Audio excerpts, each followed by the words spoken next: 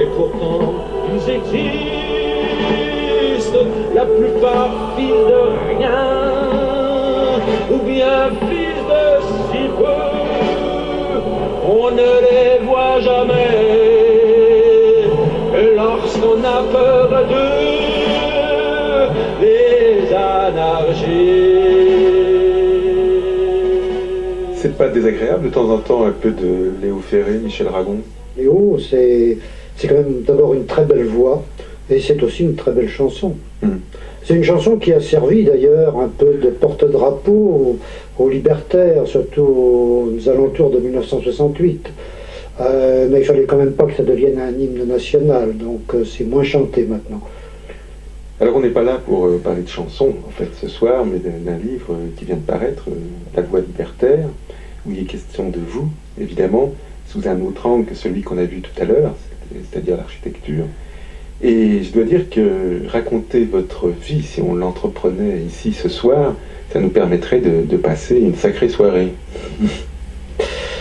Oui, et encore là, il n'y a dans cet itinéraire que mon itinéraire dans la voie libertaire, mais il y en a eu d'autres. Il y en a eu dans la voie prolétarienne, dont je parle un petit peu, mais moins.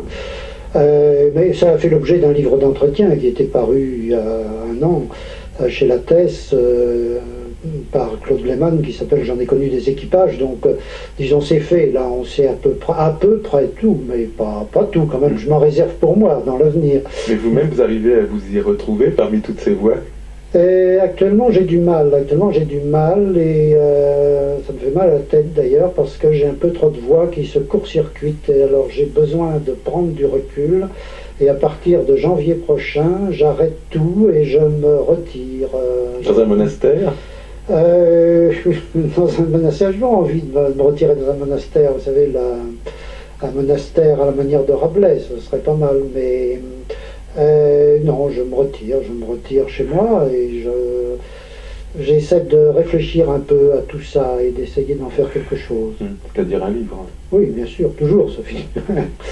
Alors, quelques repères indispensables. Vous êtes né en 1924 dans une famille vendéenne d'origine paysanne, mais vous n'avez pas vraiment travaillé la terre, hein? Un peu, mais j'ai été ouvrier agricole en Angleterre quand même, mais un vrai ouvrier agricole, pas très souvent on pense évidemment que c'est le cas chez beaucoup d'intellectuels qui disent moi je suis autodidacte, mais qui ont fait des études normales, mais tout le monde est autodidacte un peu, un jour ou l'autre.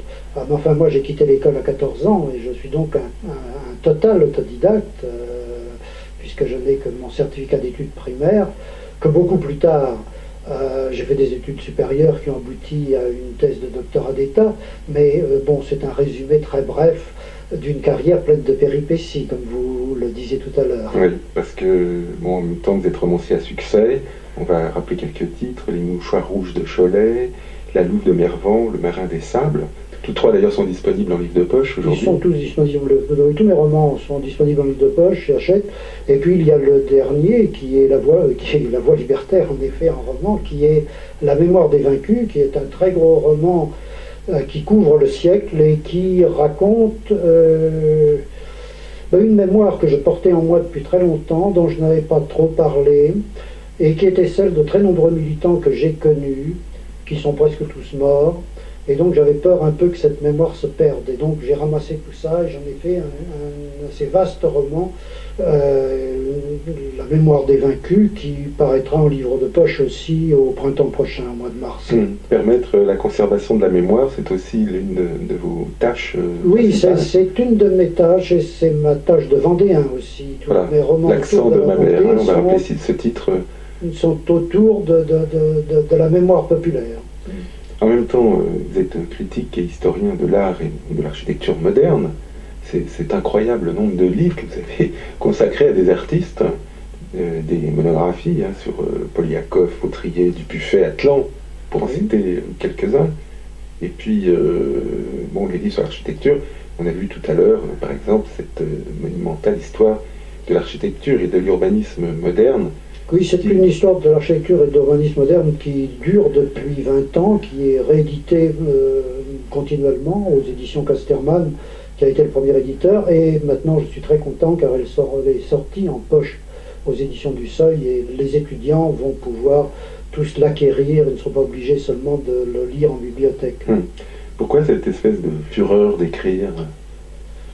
Eh bien, je ne sais pas, Assouline, dans un article dernièrement, disait que je me protégeais derrière des murailles de papier.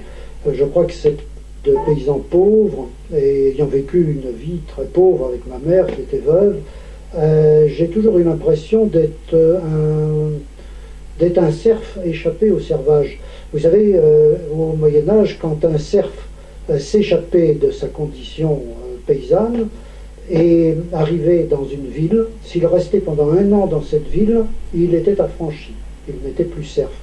Alors pendant très longtemps, j'ai eu peur que l'on redécouvre le cerf et qu'on me ramène de l'endroit où j'étais parti, qui était quand même très peu confortable. Il y a toujours un petit peu cette peur chez moi, et donc cette muraille de papier, au fond, c'est pour me protéger, oui. Mais est-ce que vous pensez que vous avez réussi à vous échapper? Oh, maintenant, à l'âge que j'ai, je crois que bon, on ne va pas ramener le vieillard que je serai bientôt, on ne pourrait plus rien en faire, il serait un trop vieux serf. Mais soutenir un doctorat d'État, publier tous ces livres, fondamentalement, est-ce que ça a changé quelque chose? C'est-à-dire, j'étais 13 ans professeur d'histoire de l'architecture à l'École nationale supérieure des arts décoratifs, et comme je n'avais pas de diplôme, j'étais embêté par certains collègues qui contestaient le droit que j'avais de donner des diplômes. Donc, tant qu'à faire, je me suis mis à avoir un diplôme suprême, comme ça on ne m'embêtait plus. Oui. J'étais d'ailleurs ensuite le plus diplômé de l'école. Mais avant d'être professeur, vous avez fait un peu tous les métiers. Oui, beaucoup de boulot notamment, c'est-à-dire j'ai commencé par garçon de course à 14 ans, j'ai été manutentionnaire, j'étais manœuvre, j'étais débardeur, j'étais ouvrier agricole en Angleterre, je le disais tout à l'heure. J'ai été aussi d'ailleurs, ce qui était l'un des boulots les plus confortables, enfin confortables, c'est relatif, mais les moins désagréables en tout cas, bouquiniste sur le quai de la Seine. Et cela pendant 7 ans, justement, je tiens à souligner, parce que ce ne sont jamais des fantaisies. J'ai été 7 ans bouquiniste sur le quai de la Seine. Comme j'ai toujours été un militant syndicaliste, bon, très vite je suis devenu le secrétaire du syndicat des bouquinistes. Il y a des permanences comme ça. Pourquoi vous avez arrêté ce métier? Je l'ai arrêté parce que mon métier, ce qui a été mon vrai métier de critique d'art et de critique d'architecture, c'est ça qui m'a fait vivre pendant longtemps, me permettait de vivre, et puis j'avais trop de collaborations dans la presse, donc je ne pouvais pas faire les deux. Quand on considère votre bibliographie, Michel Ragon, on peut se demander si Michel Ragon n'est pas légion. En fait, il n'y a qu'un seul Michel Ragon, et ça vous le dites dans La Voie libertaire. Vous écrivez qu'un fil relie tous les développements de votre travail, de critique et d'historien et de romancier. Oui, il n'y a qu'un seul fil. Pour moi, c'est la même chose, avec des embranchements divers. Cette même chose, c'est quoi? Cette même chose, c'est une origine prolétarienne, d'une part, une origine populaire qui fait que toujours il y a un souci de rester proche de cette origine. D'où un autre de mes livres aussi, qui est d'ailleurs assez près de La Voie libertaire, qui est Mon histoire de la littérature prolétarienne, qui est un livre assez singulier. Il n'y en a pas d'autre en librairie d'ailleurs, ce qui est quand même très curieux, parce qu'il y a quand même une littérature prolétarienne qui a été très riche entre les 2 guerres mondiales, et personne n'a l'air trop de s'en soucier. C'est pour ça que moi, j'en ai fait plusieurs versions, je me suis réattaché à la remettre à jour, parce que personne d'autre s'en occupait.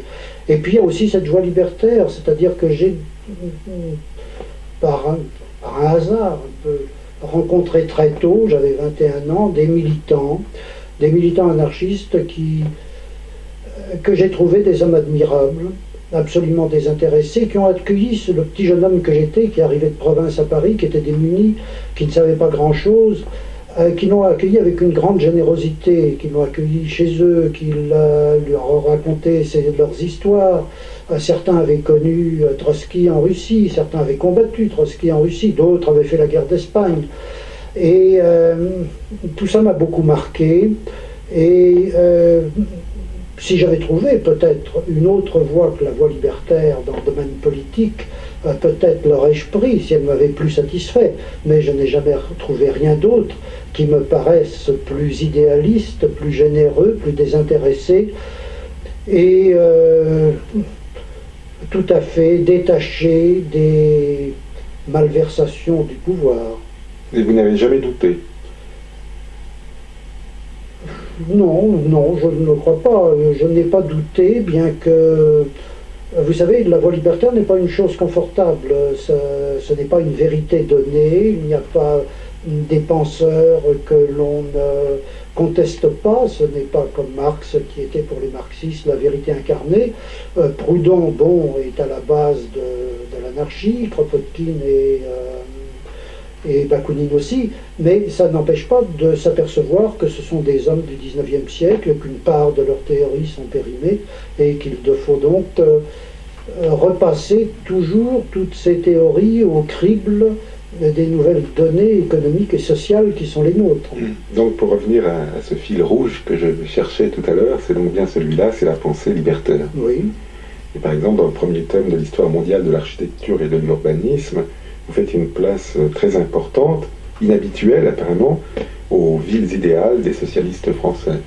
Oui, je ne vois pas très bien où on le trouve dans d'autres histoires de l'architecture. Les meilleures sont en général des histoires allemandes, américaines ou italiennes. Et il est certain que je montre dans ce premier tome j'expose les théories de Marx, d'Engels, de Proudhon, de Fourier, relatifs à l'architecture et à l'urbanisme. Et il y a d'ailleurs à ce moment-là une utopie urbanistique chez les penseurs socialistes qui va avoir des retombées considérables. Des retombées considérables jusqu'à nos jours. On peut dire que les HLM même sont une retombée de la pensée socialiste originelle.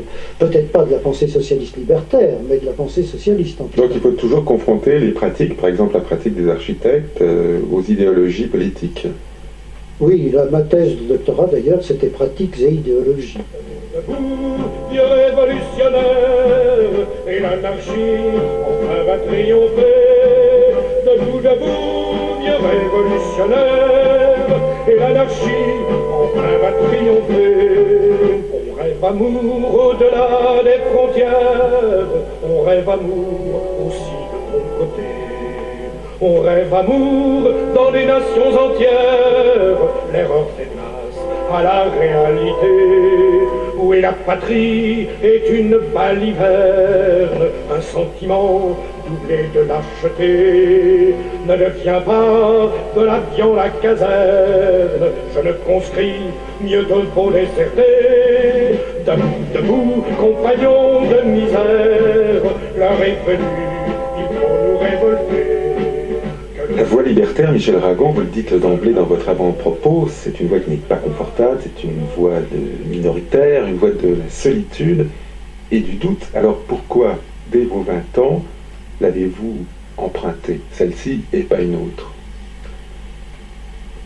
Je vous le disais tout à l'heure, c'est un peu un hasard, c'est parce qu'il s'est trouvé que je suis arrivé à Paris, que j'ai rencontré les écrivains prolétariens, et dont Henri Poulaille en particulier, qui la plupart étaient de pensée libertaire, certains militants anarchistes, et qu'ils m'ont introduit dans ce milieu très vite. Ils ont essayé de m'aider, ils ont essayé que je sois correcteur d'imprimerie par exemple, et c'était un syndicat qui était tenu en main à ce moment-là par les anarchistes. Donc je me suis trouvé projeté là. J'ai été aussi reçu d'ailleurs dans le milieu communiste, car j'avais quand même cette singularité d'être un petit prolo qui arrivait à Paris, donc les mouvements de gauche avaient envie de me récupérer, peut-être, enfin récupérer, je pense qu'ils en auraient fait, mais enfin d'avoir un militant nouveau. Et là j'ai rencontré des gens comme Aragon, comme Triolet, etc., qui m'ont complètement révulsé. Enfin je veux dire que pour moi ça m'a paru des grands bourgeois,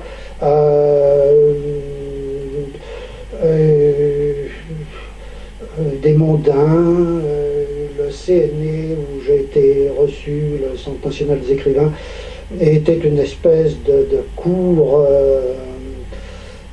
royal autour d'Aragon. C'était quelque chose qui m'a fait fuir. qui m'a fait fuir, alors que, évidemment, avec des militants anarchistes comme Lecoing, comme Joyeux, comme Poulaille, etc., je trouvais des gens qui étaient tout à fait semblables aux gens que j'avais connus de mon enfance et de mon adolescence. Mes compagnons de travail, c'était les mêmes. Ils ne la ramenaient pas plus, ils me recevaient chez eux, parfois je restais à dîner chez eux avec leurs enfants, etc. J'étais dans une parfaite familiarité. Alors, comment ne m'y serais-je pas trouvé bien? Et comment n'aurais-je pas essayé de creuser ensuite le problème, de lire tout ce que je n'avais pas lu? J'avais lu Proudhon avant, mais je n'avais pas lu Fourier, par exemple, et moins Bakounine et Kropotkin. Je n'avais pas lu Stirner.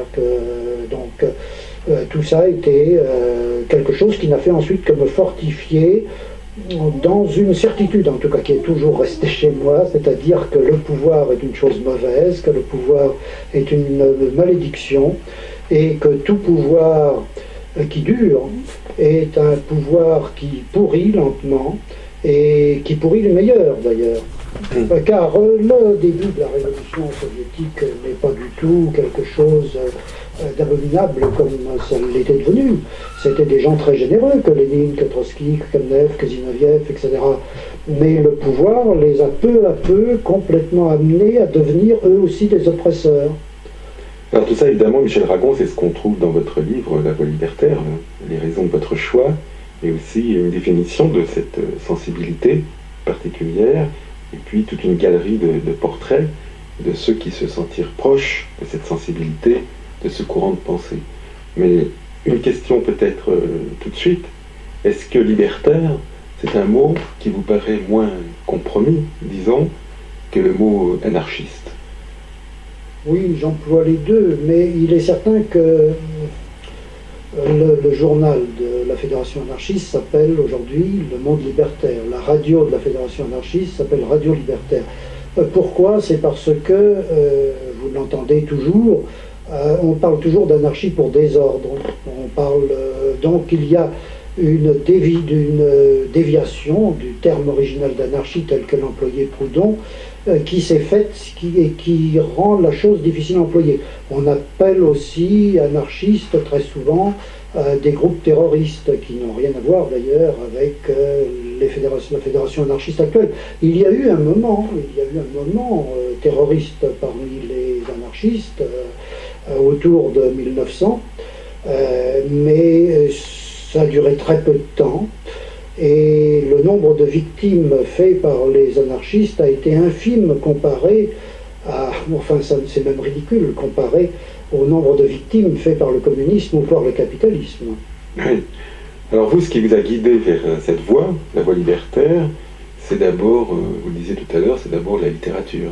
C'est la littérature, oui. La littérature a toujours été ma voie principale. Oui, d'abord votre expérience de la misère. La littérature, le livre, c'est toujours ça qui m'a guidé. Et le livre m'a amené vers la littérature prolétarienne, et la littérature prolétarienne m'a amené vers l'anarchie. Et qu'est-ce qui vous a amené au livre?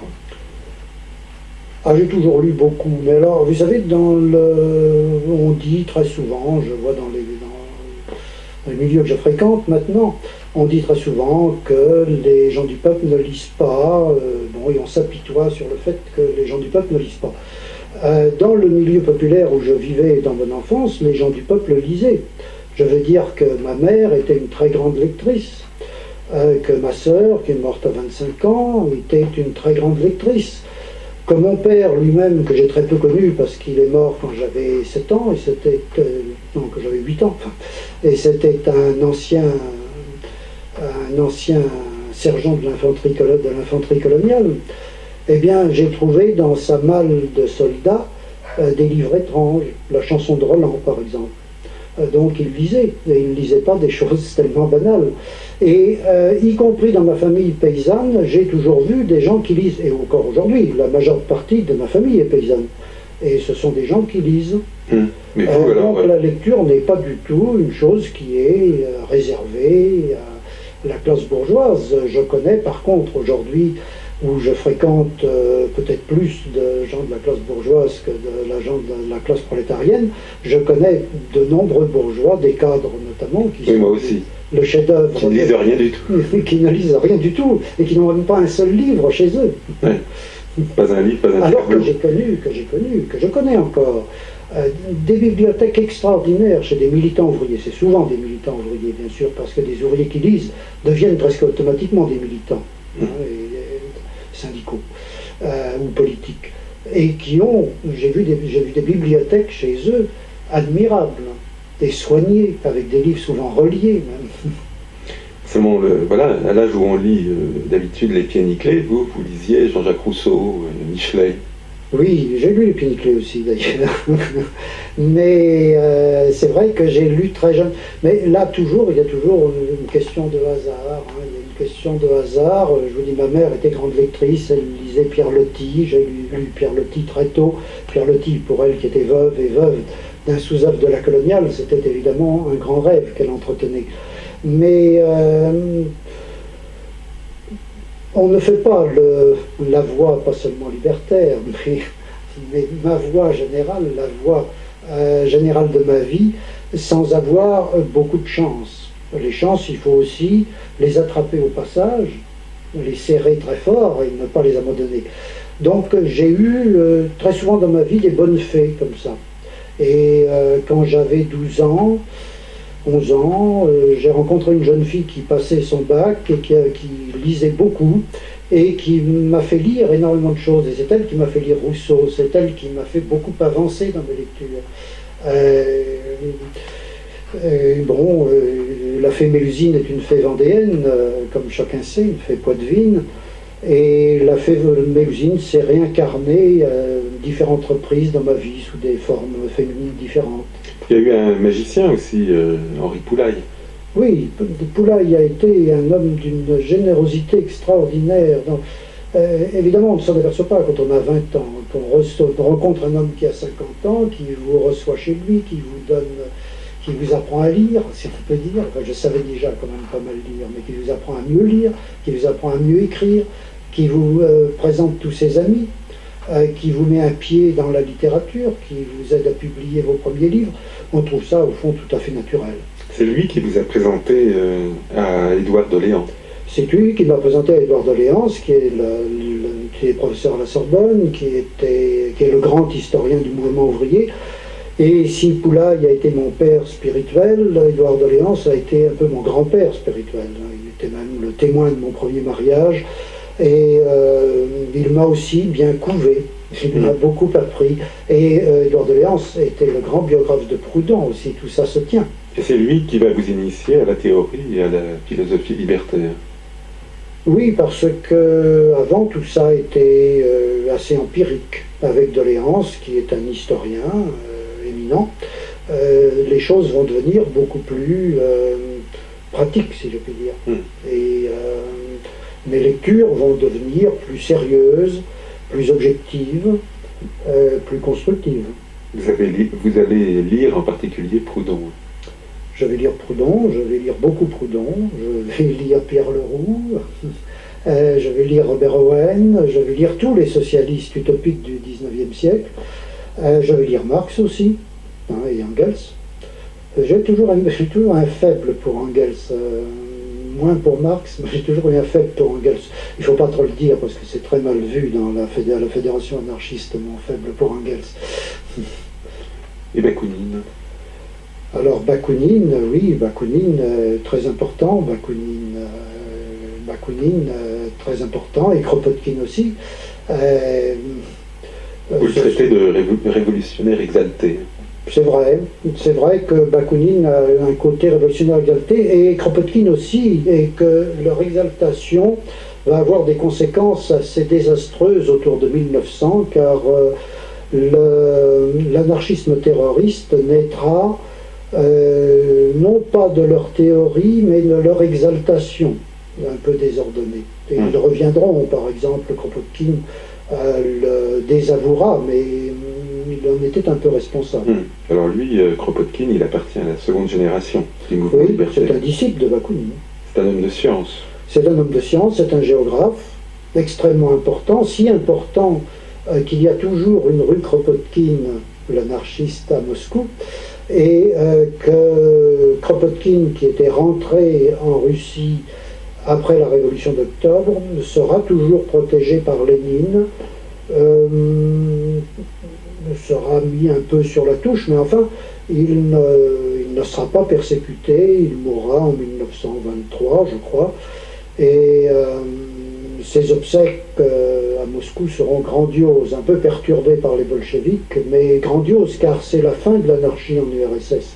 Après les obsèques de Kropotkin, à laquelle d'ailleurs avaient assisté des anarchistes qui étaient emprisonnés et que l'on avait libérés spécialement pour porter le cercueil de Kropotkin, l'anarchisme va s'enfoncer dans la nuit en URSS, et ceux qui avaient porté le cercueil de Kropotkin reviennent à la prison pour Tiki parce qu'ils l'avaient promis, et ils n'en ressortiront jamais. Et vous croyez qu'aujourd'hui, avec l'effondrement du marxisme et léninisme, l'anarchisme... Il y a une résurrection de l'anarchisme dans tous les pays de l'Est qui est extrêmement importante. En Russie, elle est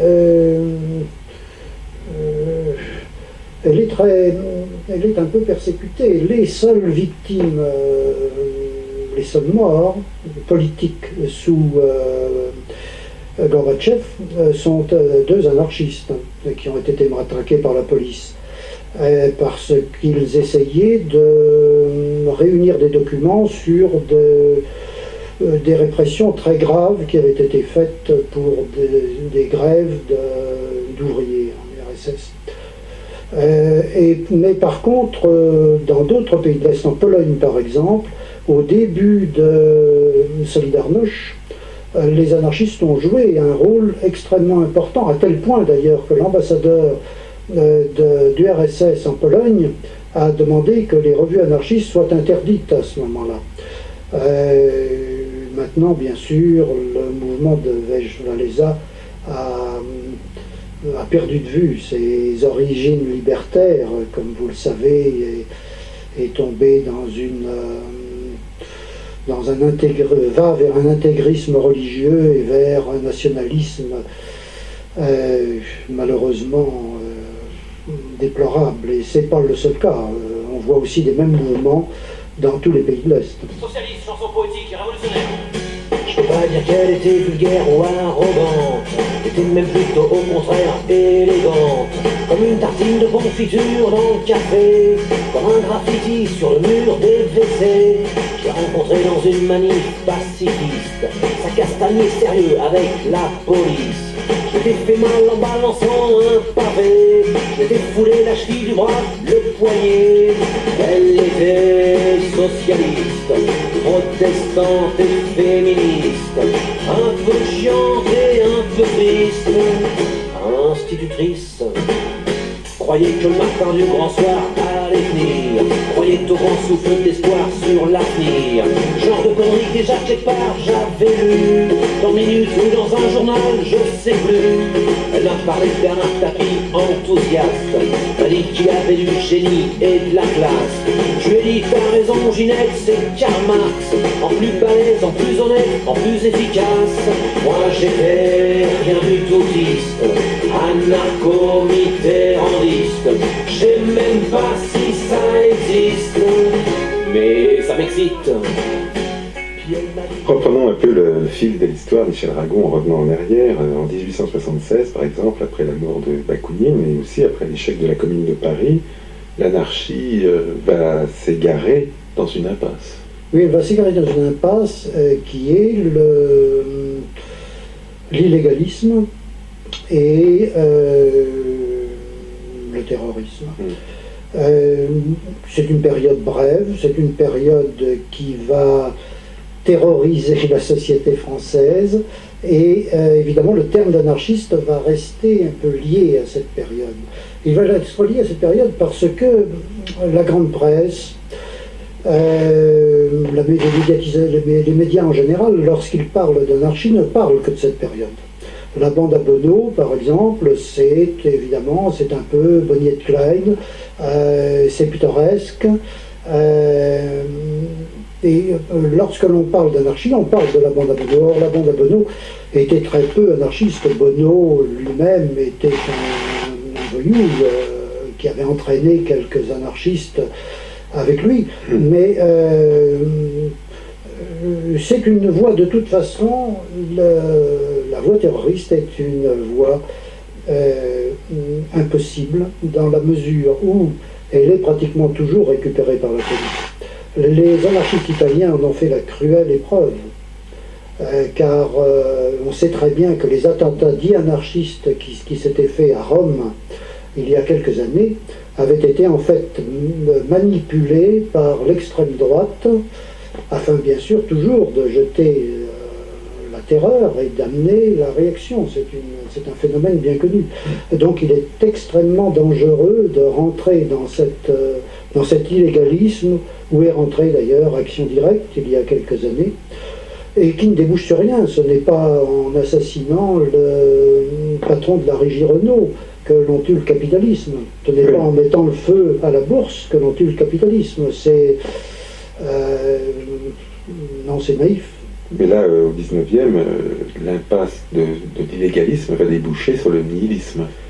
Elle va déboucher sur le nihilisme. Alors le nihilisme existe toujours, il a été extrêmement important dans la Russie d'avant la Révolution d'Octobre, mais il existe toujours.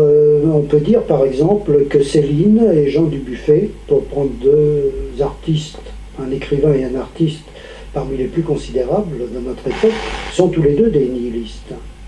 Et se considéraient comme tels, mais sont profondément des nihilistes. Ce qui rend d'ailleurs leur œuvre difficile à comprendre et difficile à admettre. Et ça, c'est un point aussi que vous soulignez dans votre livre, La Voie libertaire. Vous dites que ce dont on parle moins, c'est de l'identification des milieux artistiques à la fin du 19e et au début de ce siècle avec l'anarchisme. Oui, alors il y a un moment qui est un moment de jonction, pourrait-on dire, entre anarchie et mouvement artistique. C'est la fin du 19e siècle, juste au moment justement où il y a les attentats anarchistes, et c'est le symbolisme, le mouvement symboliste, le post-impressionniste, sont liés au mouvement anarchiste. Les peintres font des couvertures, font des illustrations pour Pissarro, Signac, Seurat.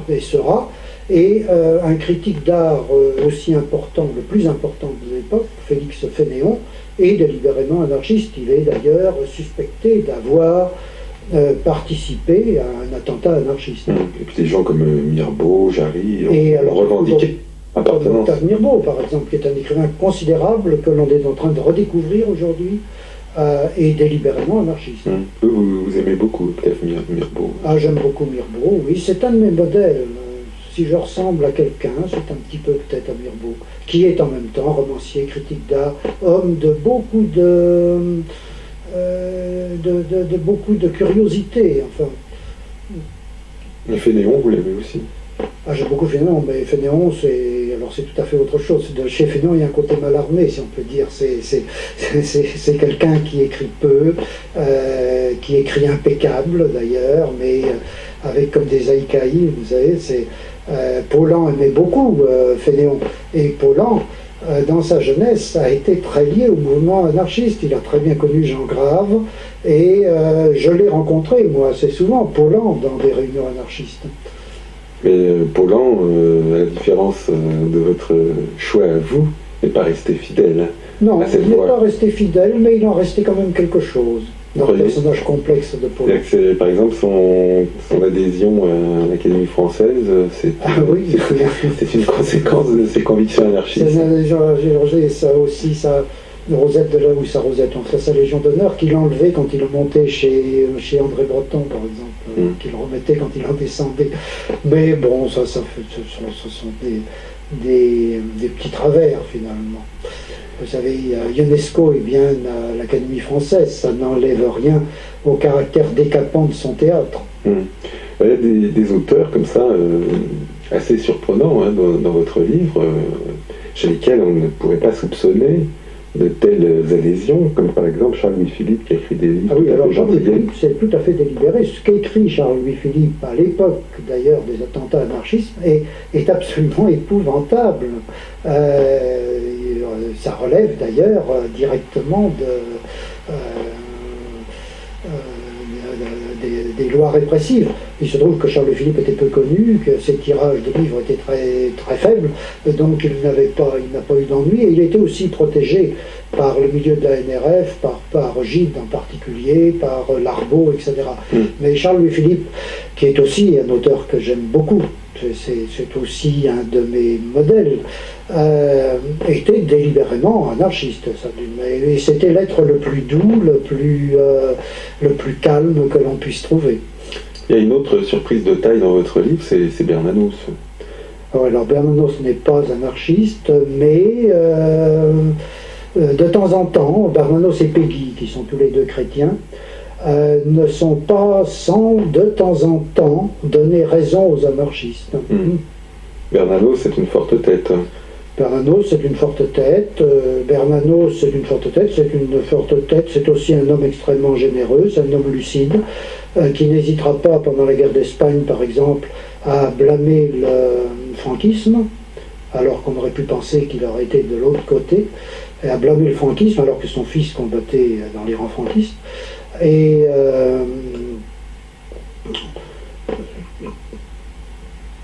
oui, Bernanos a toujours été un mal-pensant. Autre forte tête, Michel Ragon, Armand Robin, le poète. Ah oui, ça c'est quelqu'un que j'aime beaucoup, que j'ai connu, qui est pratiquement inconnu. Vous connaissez Armand Robin, mais qui connaît Armand Robin? Armand Robin est un admirable poète, dont les œuvres sont publiées chez Gallimard d'ailleurs, sans doute introuvables, et qui, après la guerre, gagnait sa vie en écoutant les radios de tous les pays du monde, car il était polyglotte. Il entendait une trentaine de langues, et il gagnait sa vie en faisant des comptes rendus de ses écoutes qui lui étaient achetés. Et quand j'ai connu Armand Robin, son rêve était d'être parachuté en URSS pour pouvoir y distribuer des tracts contre les communistes. Alors il était tout particulièrement détesté par les communistes français, et Aragon en particulier, qui avait réussi à le mettre sur la liste noire des écrivains alors qu'il n'avait jamais été collaborateur. Et Armand Robin n'a pas été tué par la Tchéka ou par la GPU comme il l'aurait souhaité, sans doute, mais dans un commissariat de police parisien, ce qui est plus simple et qui existe aussi. Et quelles ont été les relations d'anarchisme avec le surréalisme? Elles ont été très tardives, mais elles ont été très fortes dans les années 50, au début des années 50, où le groupe surréaliste publie ses manifestes et des articles régulièrement dans le journal Le Libertaire, jusqu'à ce que Albert Camus publie L'Homme révolté, que les anarchistes considèrent comme étant un des rares livres contemporains faisant avancer un peu la pensée libertaire. Et les surréalistes qui ne peuvent pas, André Breton en particulier, qui ne peut pas souffrir Camus, démissionnent à ce moment-là du Libertaire, se retirent. Mais dans ces années-là, André Breton disait qu'il ne comprenait pas pourquoi, dans les années 30, il s'était allié au Parti communiste, dont la pensée surréaliste, qu'il s'en apercevait un peu tard, était vraiment très éloignée, et qu'il aurait dû, dès cette époque, rejoindre les rangs anarchistes et militer avec les anarchistes. On était obligé de franchir très vite les étapes. 68 en France, une bonne année pour l'anarchisme. Oui, parce que c'est l'époque où un petit groupe d'anarchistes de l'université de Nanterre, avec Cohn-Bendit en particulier, redonne une certaine vitalité à la pensée libertaire. Et puis il y a ce mot superbe de Cohn-Bendit, les crapules staliniennes, personne n'avait osé prononcer un tel blasphème, je pense, depuis les aristocrates à la lanterne en 89. C'est en 68 aussi que paraît Asphyxiante culture de Dubuffet. Oui, qui est un livre de pensée anarchiste très spécifique. Disons qu'il y a deux livres modernes de la pensée anarchiste dans ces années-là. C'est L'homme révolté de Camus et c'est Asphyxiante culture de Jean Dubuffet. Parfois on parle d'un anarchisme de droite. Il n'y a pas d'anarchiste de droite, il n'y a pas d'anarchiste de gauche. Les deux sont... les anarchistes sont ailleurs, ils sont ni à droite ni à gauche. Alors aujourd'hui, la voie libertaire, c'est une voie un peu encombrée, reconnaissez-vous. Les anarchistes peuvent regarder néanmoins avec une certaine ironie les communistes et les capitalistes égarés, eux, selon vous, dans des impasses.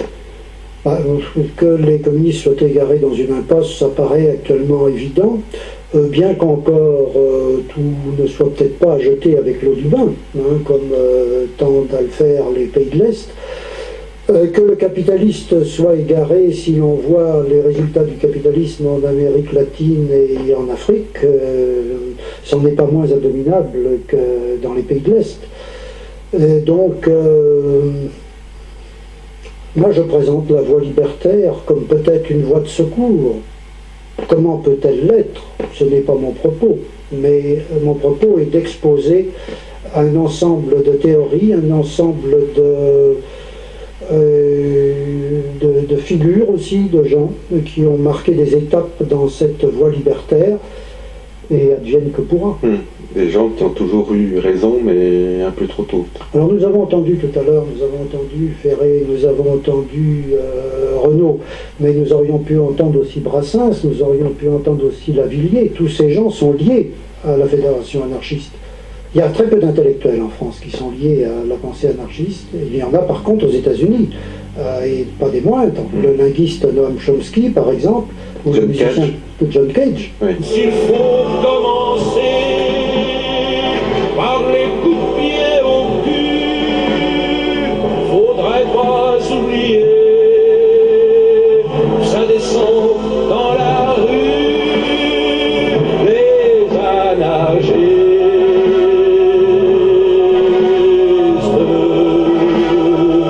Ils ont un drapeau noir en perle. La voie libertaire de Michel Ragon est publiée chez Plomb dans la collection Terre humaine. Des couteaux pour trancher le pain de l'amitié et des armes rouillées pour ne pas se plier. Du jour au lendemain, Pierre Lagarde, Bernard Treton, François Poirier, Alain Lensten. Bonsoir. Et qu'ils se tiennent bien,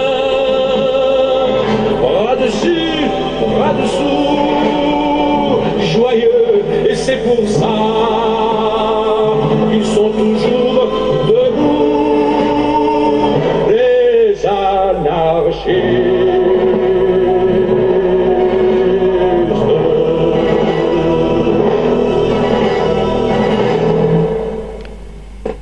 France Culture, il est 0h50, on retrouve